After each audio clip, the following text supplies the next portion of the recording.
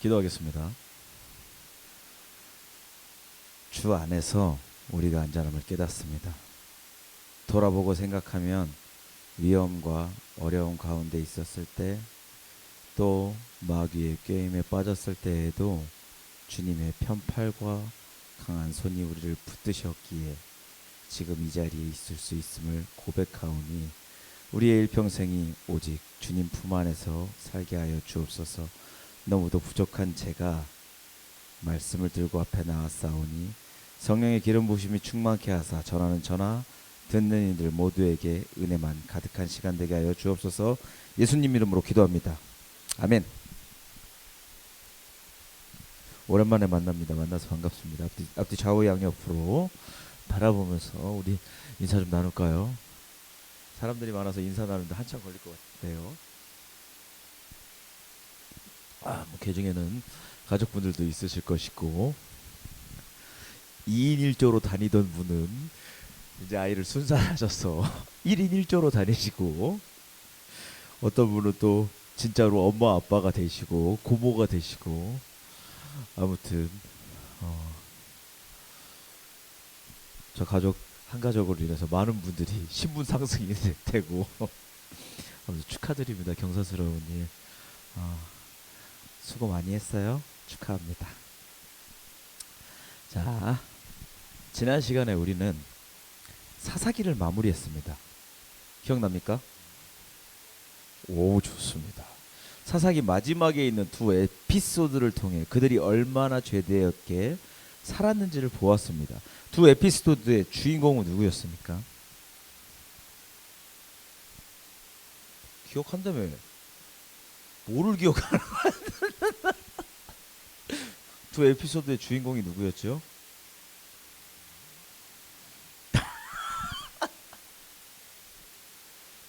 편집해 주시고요. 우리 다시 처음부터 한번 가봅시다. 자, 두 에피소드의 주인공이 누구였죠? 레위인. 그 레위인이 이스라엘 가운데 살면서 자신들의 직무인 가르치는 일, 하나님을 가르치는 일을 제대로 하지 못하였기에 결국 이스라엘이 타락했다고 했습니다. 레위인이 하나님을 가르쳐내지 못했을 때 따라오던 죄들이 있었죠. 첫 번째가 뭐였습니까?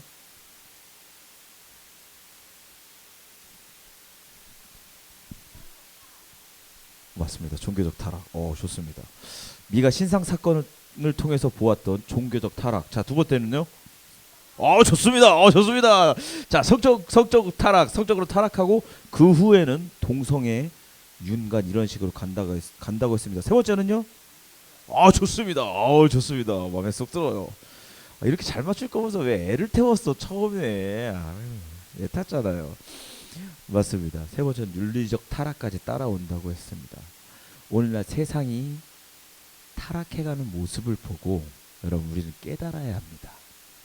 세속적으로 변해가는 교회를 바라보며 종교적 타락을 깨닫고 간통죄를 폐지하고 마음에 드는 암호하거나 잠자리를 하고 또 동성애 같은 것을 옹호하는 모습을 보면서 지금 세상의 성적인 타락을 깨닫고 그로 인해 윤리적으로 어떻게 세상이 타락해 가고 있는지 이런 모습을 보며 과연 현 시대를 살고 있는 레위인들이 세상 가운데서 하나님을 제대로 가르쳐내고 있는지 봐야 한다고 했습니다. 오늘날 레위인은 누구라고 했습니까? 하나님의 택한 족속이요 왕같은 제사장, 또 예수 그리스도의 거룩한 빛을 세상 가운데 선포해야 하는 누구?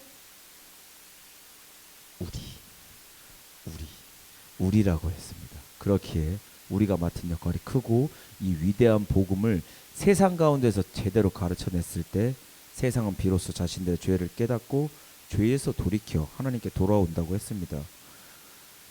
기억나시죠? 안 나도 난다고 하세요. 난 거라고 믿습니다.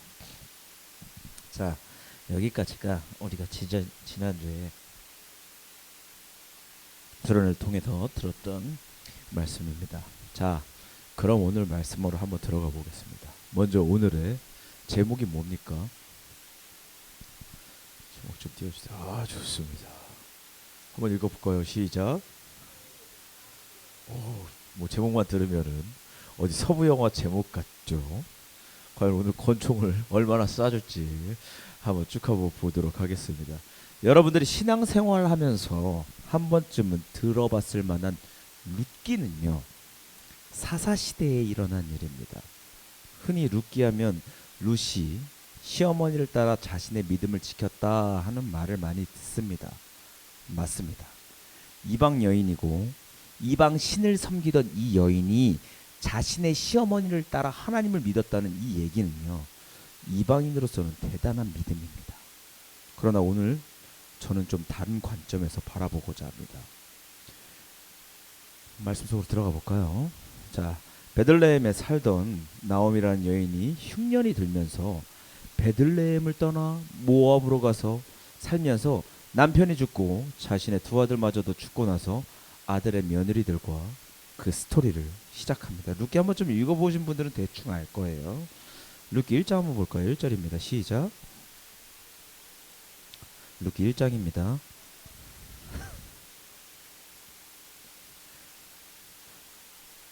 왜 읽다 왜 한 명은 4장 읽고 한 명은 1장 읽다 말고 뭐 지금 싸우자는 거예요?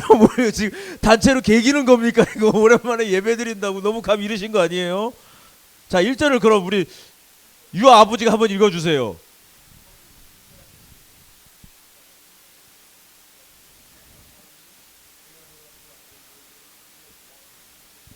아, 감사합니다. 아, 울컥했어요. 죄송합니다. 제가 나이를 먹어 가면 갈수록 호르몬 변화 때문에 이게 분노가 조절이 안 돼요. 자, 여러분, 우리는 사사기를 통해서 그들이 하나님 앞에서 얼마나 타락했는지 알고 있습니다. 하나님께서 택하신 그 땅에 흉년이 들었다는 거는요, 바르게 살지 못했다는 겁니다. 그들이 하나님 앞에서 바르게 살았다면 흉년이란 단어는 없을 건데요. 근데 뭐래요? 흉년 들었대요. 바르게 살지 못했다는 거겠죠. 자, 계속해서 보겠습니다. 우리 5절 봅시다. 제가 읽도록 하겠습니다. 말론과 기럐 두 사람이 다 죽고 그 여인은 두 아들과 남편의 뒤에 남았더라. 두 아들하고 남편이 다 죽고 이제 며느리들과 이 여인 나오미 혼자 남았습니다. 여러분, 이때 당시 여자들의 권위는요, 땅에 떨어져 있었습니다. 지금 이 상황이 어떤 상황이죠? 흉년이 들었고 베들레헴에서 모압으로 갔었는데 그 땅에 흉년이 들어서 있었는데 거기에서 남자들이 다 죽었다고요. 남편 두 아들이 다 죽고 세 명의 여자들만 지금 남은 상황입니다. 이때 당시 여자들의 권위는 땅에 떨어져 있었습니다. 이혼을 하거나 사별한 여자들은 사람 대접을 못 받습니다. 마치 요즘 소연이가 남자 대접 받는 것처럼.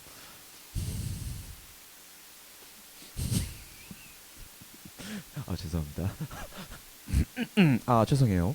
자, 이혼하거나 사별한 사람들은 사람 대접을 못 받습니다. 그래서 이들은 일을 해봐야 몸을 팔거나 아니면 남의 집 종이 되어서 살아야 합니다. 그렇기 때문에 남편 셋을 잃은 이 세 여인들의 남은 운명은 슬프고 기구한 겁니다. 이 여자들이 이때 당시 해야 할 일이 뭐라고요? 몸을 팔거나 남의 집에 종살이를 해야 한다고요. 결국 이들은 자신들의 살 길을 찾아 베들레헴으로 다시 떠나기로 시작합니다. 6절부터 8절까지 한번 읽어볼까요? 시작.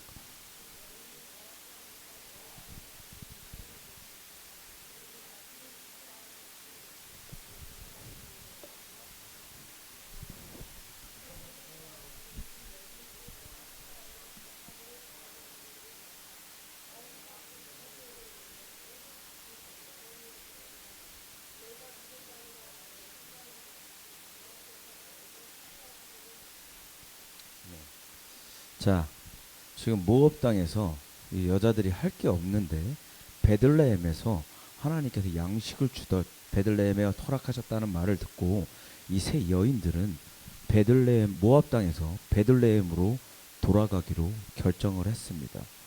자, 베들레헴으로 돌아가는 그 길에 5만 가지 생각이 다 들었을 겁니다. 결국 시어머니 나오미가 두 여인에게 얘기합니다. 니네 고생 많았다. 그냥 니들 집 가서 살아. 이 얘기를 들은 두 며느리가 이렇게 얘기합니다. 10절 보십시오. 제가 읽겠습니다. 나오미에게 이르되 아닙니다. 우리는 어머니와 함께 어머니의 백성에게로 돌아가겠나이다 하는지라. 이렇게 말하니까 시어머니 나오미는 이상한 말들로 이들을 설득합니다. 지금 이 말을 왜 한다고요?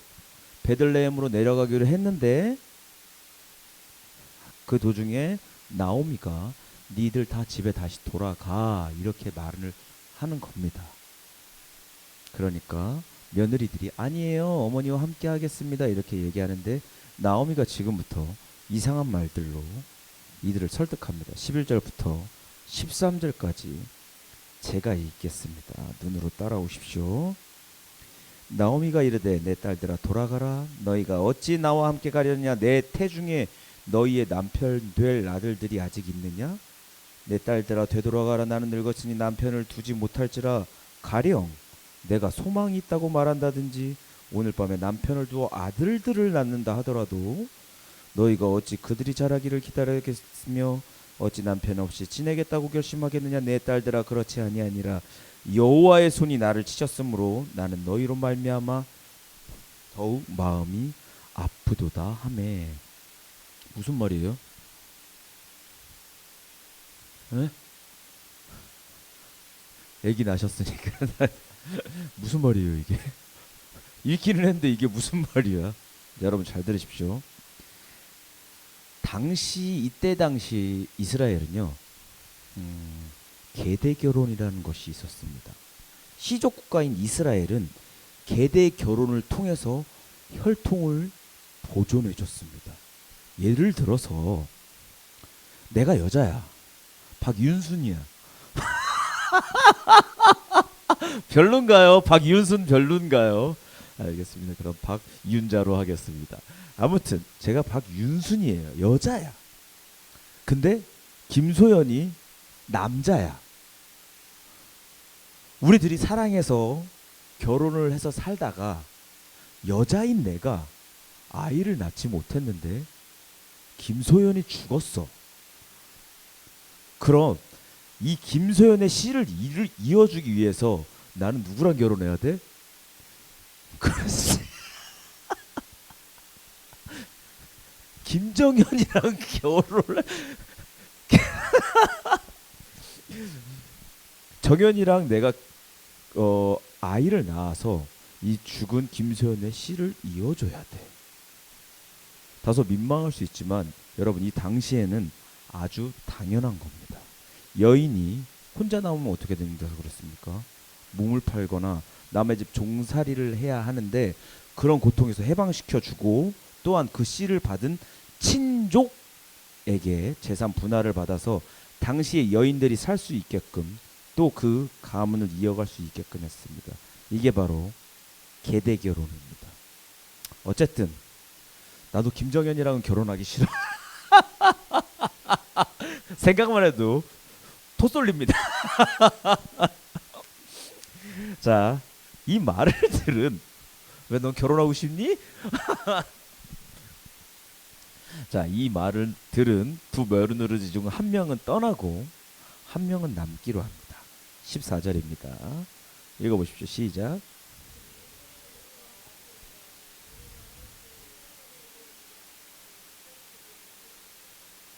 결국 며느리 한 명인 오르바는 자신의 고향으로 돌아가고 시어머니 나오미는 그의 며느리 룻과 함께 베들레헴으로 들어갑니다. 22절입니다. 시작.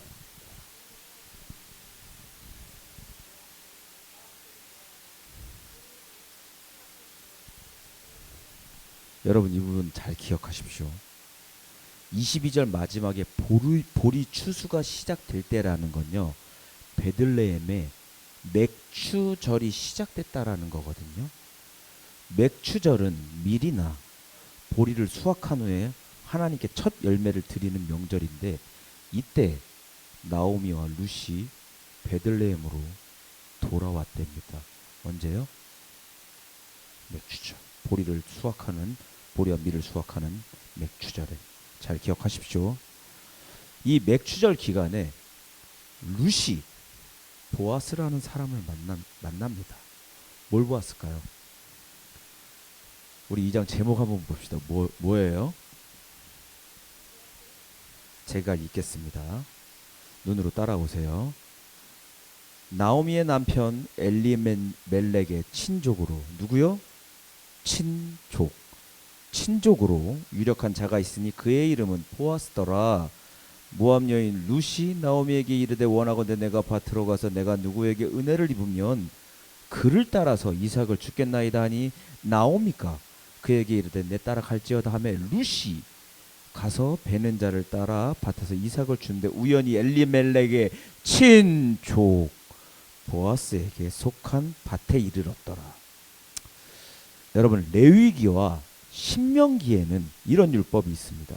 곡식을 거둘 때 다 거두지 말고, 이삭 떨어진 것도 줍지 말고, 나그네와 고아와 과부를 위해 남겨두라는 율법이 있습니다.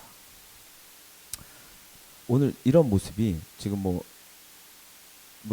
룻이 남의 집에 그냥 함부로 그냥 이삭을 주스러 가는 게 아니라 가난하고 과부니까 율법에 정해진 대로 떨어져 있는 이삭을 주스러 가는 겁니다. 우리 하나님 정말 사랑 많으시죠? 사랑 많으신 하나님인데, 얼마 전에 제가 너튜브를 보는데 거기서 돌?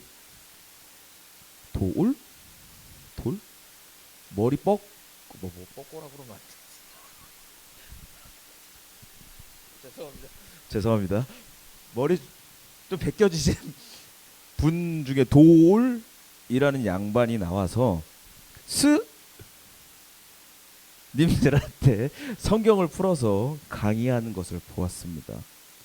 이렇게 사랑의 율법을 정해놓은 신 하나님을 그들이 뭐라고 말을 했냐, 거기서 하나님의 뜻을 알지도 뭘 말하는지도 모르면서 그 돌이란 양반이 성경 몇 구절 갖다 붙여놓고 하나님은 잔인하다, 없는 거다, 그러니까 구약 같은 거 믿지 말아라, 이딴 말을 짓거리더라고요.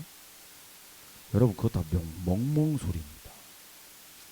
이리도 사랑의 율법, 긍휼의 이런 율법을 만드신 하나님을 알지도 체험하지도 못했으면서 그저 성경 몇 구절만 가지고 들이대는 헛소리라고요. 제가 옆에 있었으면은 사랑해드리고 싶은 사랑해도 핵꿀밤으로 많이 사랑해드리고 싶었습니다. 그러니까 여러분들은 그딴 거 보시고 동요되거나 넘어가지도 마십시오. 성경은 목사님이나 말씀을 잘 아는 분들을 통해 들으시기 바랍니다. 그딴 거 나오면 보지도 말고 핸드폰 한 대 퍽 때리고 넘겨버리시기 바랍니다. 아무튼 이렇게 사랑의 율법까지 만들어 놓으셨던 하나님이시라고요. 계속해서 가보시죠. 룻은 결국 친족 보아스를 만나고 그와 친해지게 됩니다. 3장 위에 제목이 뭡니까? 가까워지다. 어떤 방법으로 가까워지냐? 보아스의 타작마당에서 이삭을 줬던 룻에게 시어머니 나오미가 보아스와 친해지는 방법을 얘기해 줍니다. 3절부터 4절까지 한번 읽어볼까요? 시작.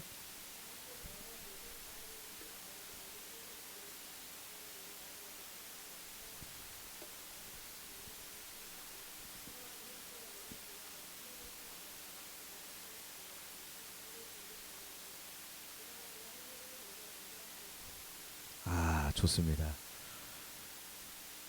음악 되나요? 오베로 오베로 이거 음악 되나요? 야합니다. 야한 내용입니다. 예쁘게 차려입고 보아스가 누울 때 그의 이불에 들어가라, 이 말입니다. 좋아요. 지금 이 시간에 상상은 금지입니다. 그러나 이것은 지금 당연한 겁니다. 왜요? 보아스가 누구니까? 친족이니까. 계대 결혼이 가능하니까. 보아스가 친족이라고 제가 강조를 계속했죠. 친족은 뭐가 된다고요? 계대 결혼이 가능하다고요. 자, 자신의 이불에 들어와 있는 룻을 본 보아스가 얘기합니다. 9절 한번 보겠습니다. 제가 읽겠습니다. 3장 9절입니다. 이르되 너 누구냐 하니 룻이 말합니다. 나는 당신의 여종 룻이오니 당신의 옷자락을 펴 당신의 여종을 덮으서도 이는 당신이 기업을 물을 자가 됨이니이다 하니 기업을 물을 자라는 말을 들은 보아스가 얘기합니다. 12절부터 13절까지 봅시다. 제가 읽겠습니다. 참으로 나는 기업을 물을 자이나 기업 물을 자로서 나보다 더 가까운 사람이 있으니 이 밤에 여기서 머무르라. 아침에 그가 기업 물을 자의 책임을 내게 이행하려 하면 좋으니 그가 그 기업 물을 자의 책임을 행할 것이니 그 기업 물을 자의 책임을 행할 것이니라. 만일 그가 기업 물을 자의 책임을 내게 이행하기를 기뻐하지 아니하면 여호와께서 살아계심을 두고 맹세하노니 내가 기업 물을 자의 책임을 내게 이행하리라. 아침까지 누워 있을지니라 하는지라. 제가 잘 읽은 건가요 지금? IBK가 계속 나와갖고 제가 잘 읽은 겁니까? 뭔 말일까요? 이 말입니다. 내가 너 친족 맞는데 너 누구야 하니까 룻이 보아스에게 얘기를 합니다. 당신 나랑 친족입니다. 당신의 이불로 나를 덮어주세요. 의외로 그러니까 보아스가 얘기하는 겁니다. 내가 너 친족 맞는데 나보다 너랑 더 가까운 친족이 있다. 그 친족이 너를 책임지면 좋겠지만 그 친족이 너를 책임지지 않으면 내가 그 다음 순위인 내가 너를 책임지겠다 이 말입니다. 그 후에 보아스는 룻을 책임지기 위해 자기보다 먼저인 룻의 친족을 성문에서 앉아 기다리는 걸로 오늘 본문은 시작됩니다. 본문 4장 1절 말씀입니다. 제가 읽도록 하겠습니다. 눈을 따라오세요. 보아스가 성문으로 올라가서 거기 앉아 있더니 마침 보아스가 말하던 기업 물을 자가 지나가는지라. 보아스가 그에게 이르되 아무개여 이리로 와서 앉으라 하니 그가 와서 앉음에 기업. 자, 여기서 자꾸 기업 물을 자란 이름이 계속 나오는데 이 기업 물을 자가 누구냐? IBK일까요? 네, 간증 하나 하겠습니다. 제가 어렸을 때였어요. 고등학교 2학년 때였습니다. 그럼 이제 고3이 되기 위해서 많은 스트레스를 받겠죠. 제가 고등학교 2학년 때 이제 고3이 되는구나. 엄청 많은 스트레스를 받겠구나. 대학 엄청 많은 스트레스를 받을 것 같아. 너무 많은 스트레스를 받은 나머지 친구를 불러서 소주를 한잔 먹으러 가기로 했습니다. 사실 난 시험도 안 봤는데 뭐 아무튼 대충 그러다 치자고요. 여러분 고등학생은 술 먹으면 안 됩니다. 고등학생은 술 먹으면 안 돼요. 저한테 걸리면 핵꿀밤 이겁니다. 말이 꿀밤이지 이걸로 맞으면은 망치나 다름없습니다. 아무튼 고등학교 2학년 때 스트레스를 많이 받았죠. 친구들과 함께 저희 비행기를 타고 다니던 청소년들이 다니던 호프집이 있었는데 거기를 갔습니다. 거기를 가서 제가 화장실을 갔는데 친구가 제가 쉬를 하고 있는 도중에 거울 이렇게 뒤를 봤더니 친구가 누구한테 혼나고 있는 거예요. 그 친구가 유도했었던 유도 선수였거든요. 그 유도 선수였는데 누구한테 혼나고 있는 거예요. 그 나중에 제가 시야를 다 하고 그 모습이 좀 보기 안 좋아서 가서 얘기했습니다. 야, 너 뭔데 내 친구한테 이렇게 조금 걸러서 얘기하겠습니다. 야, 너 뭔데 내 친구한테 이렇게 주접을 해? 응? 이렇게 얘기를 하니까 이 친구가 이렇게 혼나고 있더라고요. 근데 자기 고등학교 선배인 거라. 그 유도부 선배인 거라. 하지만 저는 참을 수가 없었어요. 뭐 저보다 나이는 많긴 하지만 뭐 일단 뱉어는 놨고 야 뭐 이러쿵저러쿵 뱉어는 놨고 얘는 옆에서 혼나고 있는데 난 뭐 뱉어놨으면 저는 일단 보여줘야 될 거 아니에요. 그 욕을 막 했습니다. 제가 용감했었어요. 그때 생각하면 제가 왜 그랬는지 모르겠어요. 용감했었습니다. 욕을 막 하니까 그 형이 그냥 가더라고요. 그 형이 그냥 갔습니다. 가고 나서 저는 제 친구냐, 제 친구, 야, 너 왜 그렇게 썩 죽어 있어, 임마. 뭐라고 하면 가서 한번 대야지 이렇게 말을 하고 나왔는데 그 형들이 친구들 떼거리가 떼거리가 이렇게 왔습니다. 그래서 저를 둘러싸더니 저한테 막 뭐라고 하더라고요. 저도 뭐라고 하려고 그러는데 순식간에 제가 넘어갔습니다. 밭다리라는 기술에 걸려가 유도 기술에 밭다리라는 기술에 걸려갖고 순식간에 뒤로 넘어가고 많은 발에 맞았습니다. 예, 많은 발에. 지금이야 웃으면서 얘기하지만 정말 그때는 사람이 죽을 수도 있다고 생각했어요. 많은 발에 맞고 얼굴에 뭐 신발 자국도 나고 몸 사방에 신발 자국이 나서. 근데 제가 또 그렇게 맞으면은 죄송합니다, 죄송합니다 이거야 하면 되는데 제가 또 맞으면 제정신이 아니었거든요. 제가 또 맞으면 제정신이 아니에요. 미친 저는 죽거나 기절을 하거나 그런 게 아니면 맞으면은 저는 그냥 계속 막 욕 퍼붓고 막 덤벼들고 막 이러는 스타일이거든요. 그 형네 유도부 형들 패거리들이랑 한테 가갖고 막 계속 막 맞다가 일어나서 막 계속 막 욕하고 막 치고받고 막 이렇게 하는데 때마침 저를 아는 형이 지나가는 거라. 야, 너 왜 무슨 일이야? 저 형들이 때렸어요. 여기 얼굴에 신발 자국 나 있는데 저 형들이 그러니까 이 형이 저를 도와주기로 온 거, 도와준다고 복수를 해준다고 그 형들한테 갔습니다. 아니나 다를까? 아니나 다를까? 나는 그냥 밟히고 정신을 안 나갔는데 그 형은 이렇게 시비 붙은 그 유도부 형한테 이거 한 대 빵 맞고 그냥 이렇게 대자로 뻗어서 넘어갔어요. 기절을 했어요. 정말 웃긴 거는 이 형이 저를 도와주러 왔잖아요. 이 형이 펀치해서 맞고 깨갖고 자기를 때린 그 친구를 이렇게 유심히 보더라고요. 그 유도부 형을 유심히 보더라고요. 보더니 너 미안한데 초등학교 어디 나오지 않았냐? 그러니까 자기 그 초등학교 너 걔 맞지? 나 네 친구야. 알고 봤더니 이 둘은 초등학교 때 둘도 없는 친구 사이인데 저를 도와주러 왔다가 시비가 붙어서 영문도 모른 채 그 친한 사람들끼리 치고받고 뭐 이런 사이였습니다. 아무튼 그때 뭐 그런 일이 있었습니다. 여러분 방금 저를 위해서 복수하러 왔다가 빤치 맞고 넘어간 그 형 있죠.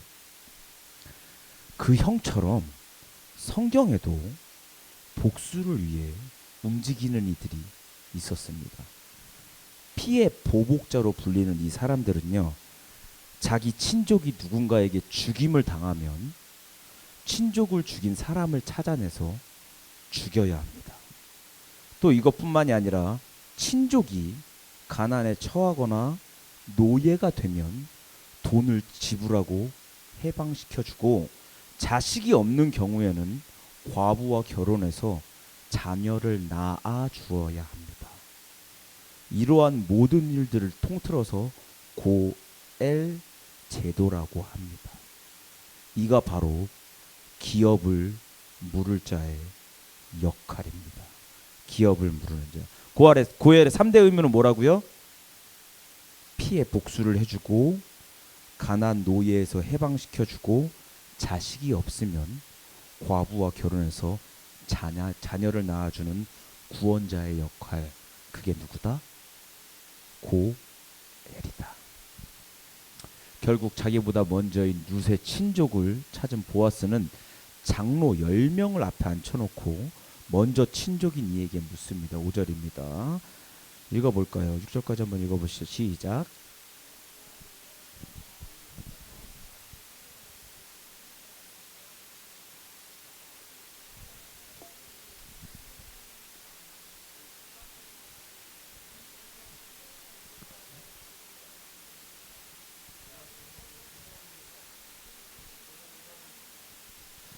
먼저 친족인 사람은 기업을 물은지 못한다 해서 결국 보아스가 룻을 사고 룻의 고엘이 되어줍니다. 마지막으로 7절에서 8절까지는 제가 읽겠습니다. 옛적 이스라엘 중에는 모든 것을 무르거나 교환하는 일을 확정하기 위하여 사람이 그의 신을 벗어 그의 이웃에게 주더니 이것이 이스라엘 중에 증명하는 전례가 된지라. 이에 그 기업물을 자가 보아스에게 이르되 내가 너를 위하여 살아 하고 그의 신을 벗는지라. 신을 왜 벗어줬을까요? 에어맥스일까요? 나이키? 반스? 자, 신을 왜 벗어줬을까요? 우리 여기다 잠기 내놓고 신명기 25장 한번 가봅시다. 신명기 25장 5절입니다.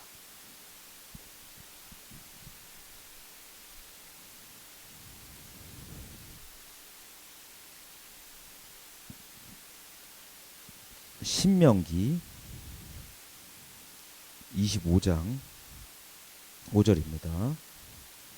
5절부터 9절까지 제가 한번 읽어보도록 하겠습니다. 5절 위에 제목이 뭐지요? 죽은 형제에 대한 의무. 읽도록 하겠습니다. 형제들이 함께 사는데 그중 하나가 죽고 아들이 없거든 그 죽은 자의 아내는 나가서 타인에게 시집가지 말고 그의 남편의 형제가 그에게로 들어가 그의 남편의 형제가 그에게로 들어가서 그를 맞이하여 아내로 삼아 그의 남편의 형제된 의무를 그에게 다행할 것이요 그 여인이 낳은 처자들이 그 죽은 형제의 이름을 잊게 하여 그 이름이 이스라엘 중에서 끊어지지 않게 할 것이니라. 그러나 그 사람이 만일 그 형제의 아내 맞이하기를 즐겨하지 아니하면 그 형제의 아내는 그 성문으로 장로들에게로 나아가서 말하기를 내 남편의 형제가 그의 형제의 이름을 이스라엘 중에 있기를 싫어하여 남편의 형제된 의무를 내게 행하지 아니하나이다 할 것이요 그 성읍 장로들은 그를 불러다가 말할 것이며 그가 이미 정한 뜻대로 말하기를 내가 그 여자를 맞이하기를 즐겨하지 아니하노라 하면 그의 형제의 아내가 장로들 앞에서 그에게 나아가서 그의 발에다 신을 벗기고 그의 얼굴에 침을 뱉으며 이르기를 그의 형제의 집을 세우기를 즐겨 아니하는 자에게는 이같이 할 것이라 하고 이스라엘 중에서 그의 이름을 신 벗김 받은 자의 집이라 부를 것이니라. 아멘. 무슨 말입니까? 방금 봤었던 계대 결혼, 뭐 고유의 의무 이런 거를 죽은 형제에 대한 의무라고 해서 얘기를 하고 이 기업물을 자가 고엘의 역할을 감당하는 그 가장 가까운 친족이 그것을 싫다 하면은 여자가 그 사람한테 가서 침을 뱉고 신을 벗겨버리라고요. 신을 벗겨버려. 신명기에 나와 있기 때문에 지금 이 룻기 마지막 장에서는 신을 벗어서 주는 겁니다. 룻기로 돌아가 보십시오.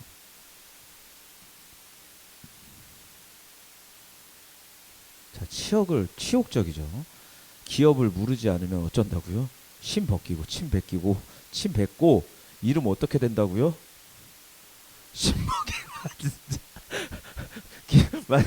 만약에 수현이가 뭐야? 기업 무르지 않을래요? 그러면 이름 뭐예요? 야, 신 벗김 받은 놈만 이름조차도 이걸로 바뀌어버리는 치욕적입니다. 이런 이유로 결국 신을 벗고 오늘 본문 말씀은 마무리가 됩니다. 나그네와 과부 이렇게 소외된 이들을 위한 하나님의 사랑을 잘 느껴보시기 바랍니다. 여러분 죽은 형제에 대한 이 의무를 바라보면서 하나님의 사랑을 깨달아야 합니다. 이 고일지들을 통해서 말씀을 정리하겠습니다. 우리는 오늘 고통 속에 있는 룻이 보아스라는 고엘을 만나 구원받는 모습을 보았습니다. 우리에게도 보아스처럼 우리를 구원해 주시는 고엘이 있습니다. 그가 누굽니까? 예수 그리스도. 남편을 잃고 앞이 깜깜한 고통 속에 있던 룻과 나오미가 유다 베들레헴으로 내려갔을 때 여러분 아까 기억하라고 그랬죠. 베들레헴에서는 뭐라고 있었습니까? 그렇지. 보리를 추수하고 있었습니다. 맥주절이었다고요. 맥주절에 룻은 깜깜한 고통 가운데 간절한 마음으로 보아스라는 고엘을 만나 구원받았습니다. 그런데 참 재밌는 건요. 여러분 이 맥주절에는 다른 이름이 있습니다. 맥주절의 다른 이름은요. 오순절입니다. 성경은 얘기합니다. 오순절에 성령님께서 강림하셨다고요. 예수님께서 승천하시고 앞이 보이지 않는 깜깜함과 죽음이라는 두려움 가운데 있던 제자들과 사람들에게 성령님께서 강림하시고 그들을 만나 주셨습니다. 구원이 임했다고요. 여러분 놀랍지 않습니까? 별로 안 놀라는 듯한 표정으로 난 이거 보고 닭살 돋았는데. 맥주절 보아스를 통해 루색에 이루어졌던 구약이 신약시대 같은 날 성령님을 통해서 초대 교인들과 제자들에게 그대로 이루어졌다고요. 그리고 두려움에 떨던 그들에게 강하고 담대한 마음을 허락하셔서 성령님을 만난 이들은 죽음을 두려워하지 않고 담대하게 복음을 전하러 다녔습니다. 룻과 초대 교인들에게는 공통점이 있었습니다. 그게 뭘까요? 그것은 모두 구원에 대한 간절함이었습니다. 여러분 세상 가운데서도 우리가 이래야 합니다. 우리는 각기 가진 두려움과 아픔이 있습니다. 사람과의 관계 때문에 죄를 이겨내지 못했을 때 또 내가 하려 하는 모든 일이 잘 안 돼서 무너질 때 있습니다. 남들은 평생에 한 번 일어나기도 힘든 일이 난간 오늘 연습하다 난간 얘기다. 남들은 평생에 한 번 일어나기도 힘든 일이 내게는 연달아서 일어날 수 있습니다. 그럴 때 우리는 하나님을 간절히 부르짖어야 합니다. 룻이 가졌었던 간절함, 초대 교인들이 성령님을 만나기 전에 갖고 있었던 그 간절함이 우리에게 있어야 된다고요. 여러분들 가운데 아프고 두렵고 떨리는 일 있습니까? 룻처럼 초대 교인처럼 구원에 대한 간절함을 가지십시오. 어쩌면 보아스라던 구원자를 룻에게 주신 것처럼 맥추절에 성령님을 초대 교인들에게 보내신 것처럼 그 간절함 가운데 구원을 깨닫게 하시려는 하나님의 계획일 수 있습니다. 많이 깨달으셨죠? 지난주에 간절함 하나님의 계획일 수 있습니다.